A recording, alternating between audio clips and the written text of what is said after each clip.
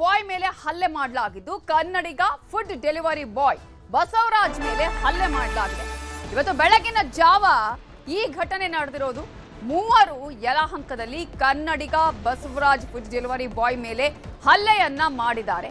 ಹಿಂದಿ ಮಾತಾಡಿಲ್ಲ ಅಂತ ಹಲ್ಲೆಯನ್ನ ಮಾಡಿರುವ ಆರೋಪ ಕೇಳಿ ಬಂದಿದೆ. ಯುವತಿ ಸೇರಿದಂತೆ ಮೂವರಿಂದ ಡೆಲಿವರಿ ಬಾಯ್ ಮೇಲೆ ಹಲ್ಲೆಯನ್ನ ನಡೆಸಲಾಗಿದೆ. ಹಲ್ಲೆ ಮಾಡ್ತಾ ಇರುವ ದೃಶ್ಯ ಸಿಸಿಟಿವಿಯಲ್ಲಿ ಸೆರೆಯಾಗಿದೆ. ಕರ್ನಾಟಕದಲ್ಲಿ ಇದ್ಕೊಂಡು ಕನ್ನಡವನ್ನ ಇವ್ರು ಕಲಿಯೋ ಬದಲು ಆತ ಹಿಂದಿ ಕಲಿತು ಇವರಿಗೆ ಹಿಂದಿಯಲ್ಲಿ ಮಾತಾಡಬೇಕಂತೆ. ನೋಡಿ ಯಾವ ರೀತಿಯಾಗಿದೆ ಇಲ್ಲಿನ ಜನರ ಮನಸ್ಥಿತಿ ಅನ್ನೋದನ್ನ ಗಮನಿಸಬೇಕಾಗತ್ತೆ.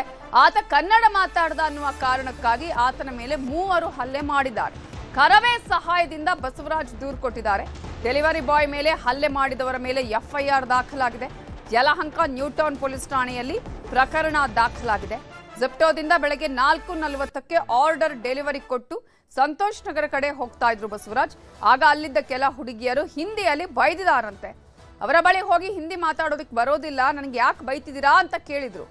ಆಗ ಹುಡುಗಿಯರು ಬೈದು ಎಳೆದಾಡಿ ಹೊಡೆಯಲು ಬಂದಿದ್ರಂತೆ. ಆಗ 112 ನಂಬರ್ಗೆ ಕಾಲ್ ಮಾಡಿದ್ರು ಬಸವರಾಜ್. ಆಮೇಲೆ ಪೊಲೀಸರಿಗೆ ಕರೆ ಮಾಡಿದ್ದಕ್ಕೆ ತಮ್ಮ ಕಡೆಯ 4-5 ಹುಡುಗರನ್ನ ಕರೆಸ್ಕೊಂಡು ಗುಂಪು ಕಟ್ಕೊಂಡು ಹಲ್ಲೆಯನ್ನ ಮಾಡಿದ್ದಾರೆ. ಹಲ್ಲೆ ಬಿಡಿಸೋದಕ್ಕೆ ಬಂದಿದ್ದ ಅಶೋಕ್ ಅನ್ನುವಾತನ ಮೇಲೂ ಕೂಡ ತಲೆಗೆ ಹೊಡೆದು ಅವಾಚ್ಯ ಶಬ್ದಗಳಿಂದ ನಿಂದನೆಯನ್ನ ಮಾಡಿದ್ದಾರೆ. ಇವೆಲ್ಲವೂ ಕೂಡ ಸಿಸಿಟಿವಿಯ ದೃಶ್ಯಾವಳಿಗಳಲ್ಲಿ ಸೆರೆಯಾಗಿದೆ.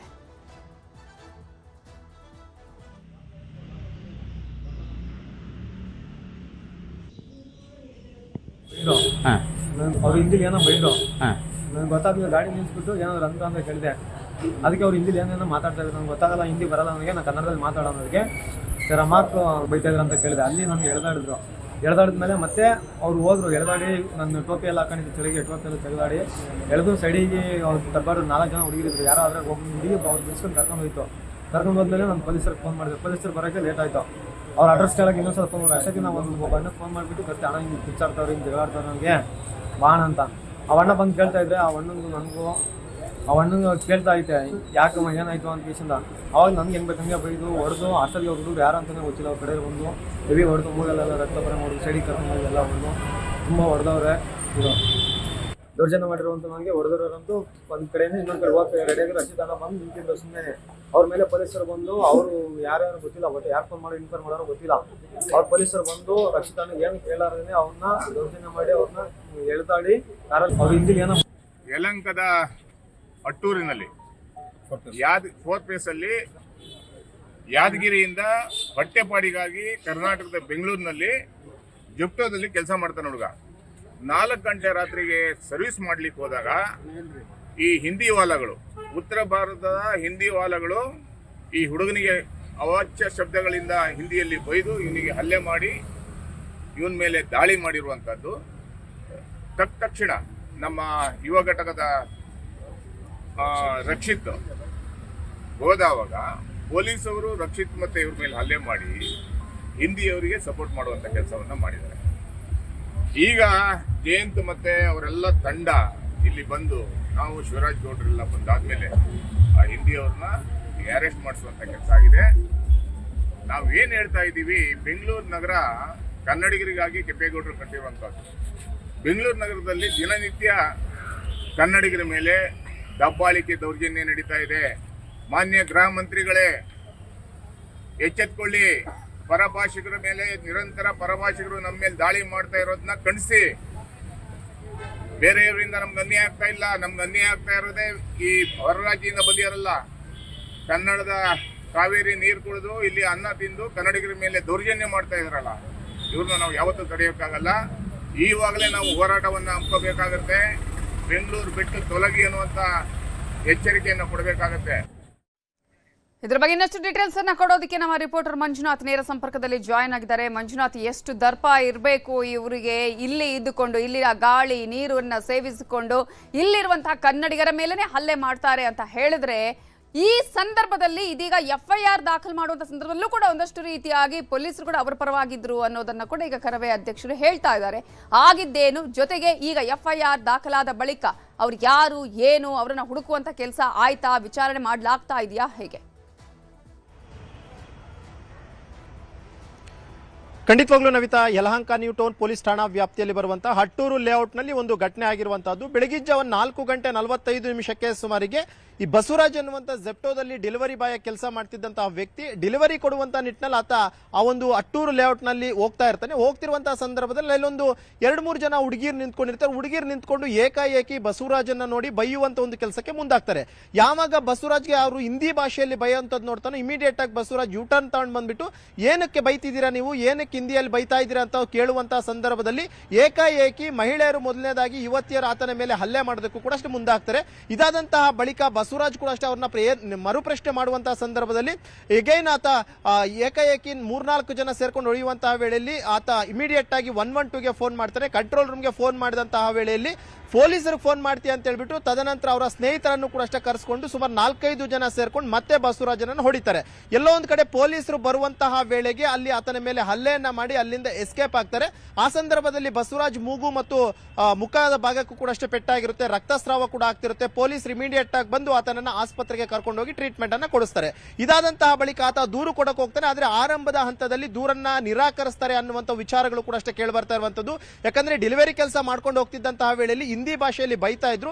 ಏನಕ್ಕೆ ಬೈತಿದ್ದೀರಾ ಅಂತ ಕೇಳಿದಂತಹ ವೇಳೆಯಲ್ಲಿ ನನ್ನ ಮೇಲೆ ಮಾರಣಾಂತಿಕವಾದಂತಹ ಹಲ್ಲೆಯನ್ನ ಮಾಡಿದರೆ, ಹೆಣ್ಮಕ್ಳು ಹಲ್ಲೆ ಮಾಡೋದಷ್ಟೇ ಅಲ್ಲದೆ ಮತ್ತೆ ಫೋನ್ ಮಾಡಿಕೊಂಡು ಒಂದಷ್ಟು ಜನ ಹುಡುಗರನ್ನ ಕೂಡ ಅಷ್ಟೇ ಕರೆಸಿ ನನ್ನ ಮೇಲೆ ಅಟ್ಯಾಕ್ ಮಾಡಿದ್ದಾರೆ ಅನ್ನುವಂತ ಒಂದಷ್ಟು ಮಾಹಿತಿಯನ್ನ ಕೊಡ್ತಾನೆ.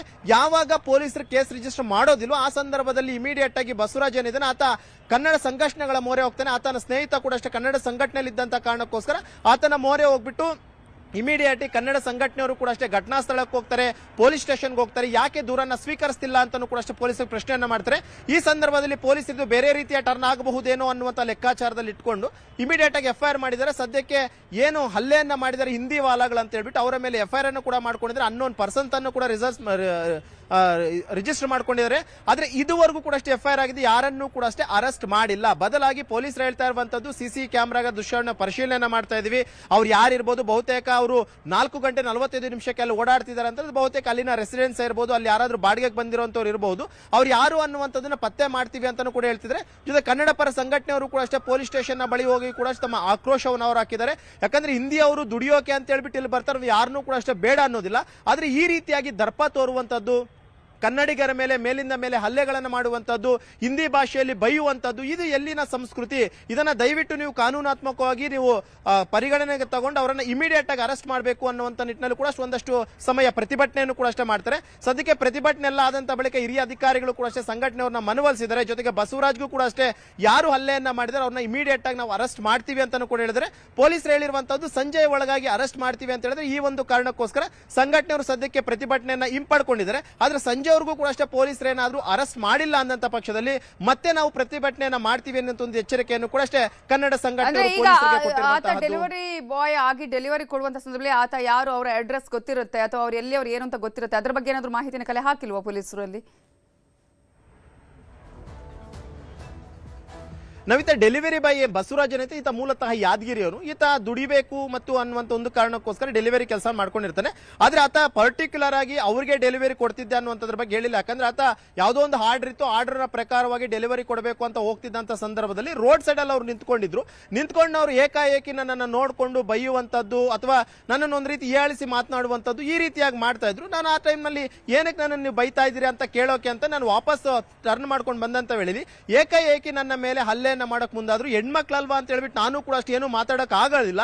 ಇಮಿಡಿಯೇಟ್ ಆಗಿ ಅವ್ರು ಹೊಡೆದಿದ್ದಷ್ಟೇ ಅಲ್ಲದೆ ಮತ್ತೆ 3-4 ಜನ ಹುಡುಗರನ್ನ ಕರೆಸಿದ್ರು. ಹೇಗೆ ಎಲ್ಲರೂ ಸೇರ್ಕೊಂಡು ಹೊಡೆದ್ರು. ಯಾಕಂದ್ರೆ CCTV ದೃಶ್ಯಗಳನ್ನ ನೋಡಬಹುದು.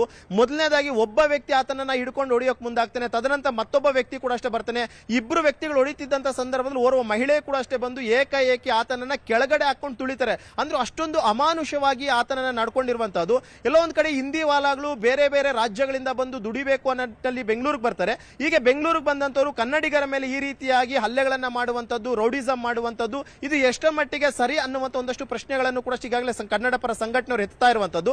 ಜೊತೆಗೆ ಪೊಲೀಸರ ನಡೆಯ ಬಗ್ಗೆ ಕೂಡ ಅಷ್ಟು ಅಸಮಾಧಾನ ಇರುವಂತದ್ದು. ಯಾಕಂದ್ರೆ ಈ ರೀತಿ ಇನ್ಸಿಡೆಂಟ್ ಆಗಿದೆ, ಹಲ್ಲೆ ಮಾಡಿದ್ದಾರೆ ಅನ್ನೋ ವೇಳೆಯಲ್ಲಿ CCTVಯಲ್ಲಿ ಬಹಳ ಸ್ಪಷ್ಟವಾಗಿದೆ, ಪೊಲೀಸರು ಇಮಿಡಿಯೇಟ್ ಆಗಿ ಆಕ್ಷನ್ ತಗೊಳ್ಬೇಕು. ಆದ್ರೆ ಪೊಲೀಸರು ಆಕ್ಷನ್ ತಗೊಳ್ಳದೇ ಇರುವಂತ ಒಂದು ಕಾರಣಕ್ಕೋಸ್ಕರ ಆ ವ್ಯಕ್ತಿ ಏನಿದ್ದಾನೆ ಬಸವರಾಜು, ಆತ ಸಂಘಟನೆಯವರನ್ನ ರೀಚ್ ಮಾಡ್ತಾನೆ, ಸಂಘಟನೆಯವರನ್ನ ಮುಖಾಂತರವಾಗಿ ಪೊಲೀಸ್ ಸ್ಟೇಷನ್ಗೆ ಹೋಗಿ ದೂರನ್ನ ಕೊಡ್ತಾನೆ.